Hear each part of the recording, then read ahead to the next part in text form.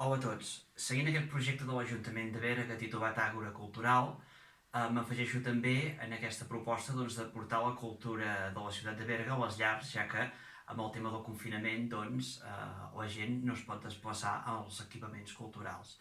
Bé, jo us explicaré una epidèmia que va passar a Berga i el resultat d'alguna de les conseqüències i que fou a finals del segle XIX amb l'epidèmia de la verola. Berga en aquesta època vivia grans coses, també grans dificultats. Començant per les bones, es vivia un procés de potenciació de la Patum, un projecte que l'Ajuntament de Berga i molts bergadans hi van creure, canviant moltes coses de les que fins llavors semblaven inalterables, com per exemple incorporar músiques a algunes de les comparses, la creació de noves comparses també. També vivia una clara febre industrial. Berga, amb poc més de 5.000 habitants, des de l'època de la Guerra dels Carlins, havia quedat en un cul-de-sac. Això feia que molta gent, per guanyar-se la vida, havia de marxar fora de la ciutat de Berga, en d'altres llocs que ja s'havien industrialitzat. La gent que es va quedar aquí, vivia amb grans penúries econòmiques, ja que no hi havia molts recursos econòmics. També vivíem el procés de creixement urbanístic de la ciutat.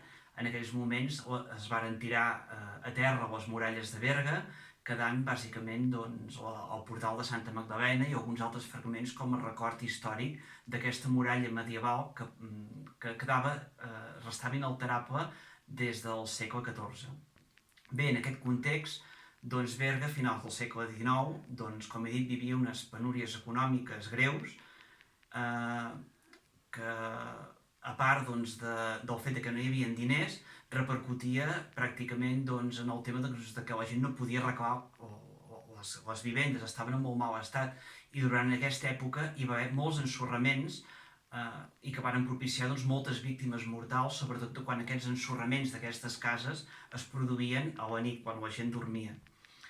L'altra penositat de l'època eren els pocs recursos higiènics. Pensem que en aquells moments Berga pràcticament ningú tenia lavabos a casa. Això feia que les aigües fecals molta gent les tiressin als horts amb els quals eren regats també amb les aigües de la riera de Metge i per tant una falta de salubritat terrible. Afegit també que molta gent criava animals domèstics als baixos de les cases, com per exemple els porcs, i a d'altes hores de la nit els engegava a córrer per la via pública. Això va propiciar que hi hagués un rebrot a l'any 1890 de la verola, un rebrot que bàsicament s'encomanava molt, quasi bé molt igual com aquest brot que tenim ara, aquest brot epidemiològic d'aquests moments. La verola ha tingut centenars de rebrots al llarg de la història i un d'ells va ser aquest, el 1890. En aquells moments Berga ja havia començat a créixer i els veïns del Vall de Baix i del Passeig de la Indústria van fer una prometença a la Mare de Déu de la Salut que si no moria ningú del carrer construïen una església en un dels extrems del carrer. Això va acabar succeint aquest 1890. Al capdavant mossèn Martí Sant Andreu, que vivia aquí al Vall de Baix, van construir aquesta església. Al cap de 5 anys, l'any 1895, ja havia quedat petita per l'augment de població d'aleshores i van construir, o van engrandir, construint un cambril, un creuer i una cúpula.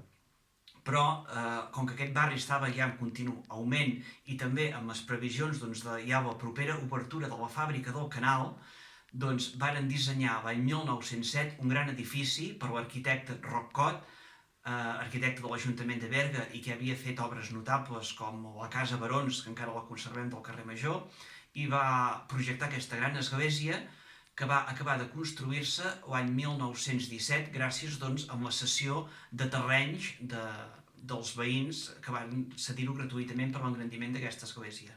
A l'altar major s'hi va col·locar la imatge de la Mare de la Salut i a cada extrem hi havia una imatge també molt relacionada amb el veral d'allà baix, que era la imatge de Sant Isidre, un dels patrons dels pagesos, ja que en aquells moments, al sector del Bellús-Guard, hi havia una gran part dels horts urbans que gran riquesa donaven a la ciutat de Berga. I a l'altra banda hi van posar Santa Rita, una imatge que va agafar gran popularitat a Berga i que fins i tot aquesta església era coneguda com l'església de Santa Rita.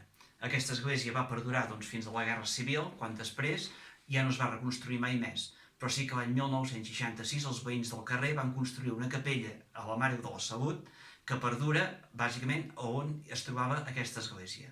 Això és un dels records històrics d'un dels pas d'una epidèmia que va assolar a la ciutat de Berga i que, com la que estem passant ara, doncs estem segurs que ens en sortirem i ens podem trobar ben aviat tots plegats.